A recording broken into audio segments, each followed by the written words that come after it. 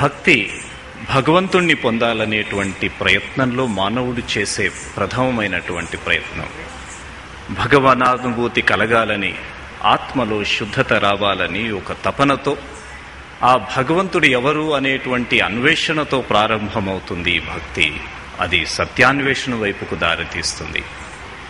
ప్రతి ఒక్కరి జీవితంలో ఈ భక్తి ద్వారా పొందవలసినటువంటి జ్ఞాన ప్రాశస్త్యం ఏమిటి, జ్ఞానం ప్రతి ఒక్కరి జీవితంలో ఎందుకు కావాలి, జ్ఞానం ఎటువంటి పరివర్తనను తీసుకువస్తుంది, జ్ఞానం మన హృదయంలో కలిగించేటువంటి స్పందనలు ఏమిటి, ఆ పరివర్తన ఏ దిశకు తీసుకువెళ్తుంది అనేటువంటి విషయాన్ని మనందరి ముందు, మనందరికీ తమ సందేశాన్ని ఇచ్చేందుకు మన ముందుకు సవితా బెహెన్జీ గారు విచ్చేశారు.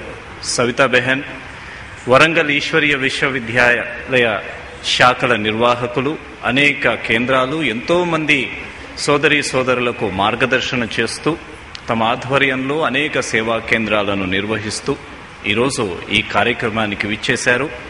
జ్ఞానం మనకిచ్చేటువంటి సందేశం ఏమిటి, ఈశ్వరీయ విశ్వవిద్యాలయం అసలు ఆదిలో కలిగినటువంటి ప్రేరణ ఏమిటి, ఈరోజు మనం కలవబోయేటువంటి మహాతపస్విని దాది జానకి గారు ఏ విధంగా ఈ ఈశ్వరీయ విశ్వవిద్యాలయంలో జ్ఞానాన్ని పొందుతూ వారంతా ఎలా తపస్సు చేశారు అనేటువంటి విషయాన్ని మన ముందు క్లుప్తంగా ఉంచబోతున్నారు సవితా కే గారు. మనందరం కరతల ధ్వనితో సవితా కే గారిని ఆహ్వానిద్దాం. ఓం శాంతి.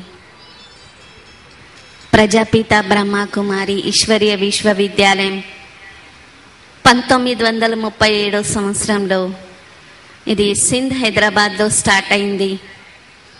ఆ సమయంలో అది ఇండియాలోనే ఉంది. ప్రస్తుతానికి దీని యొక్క హెడ్ క్వార్టర్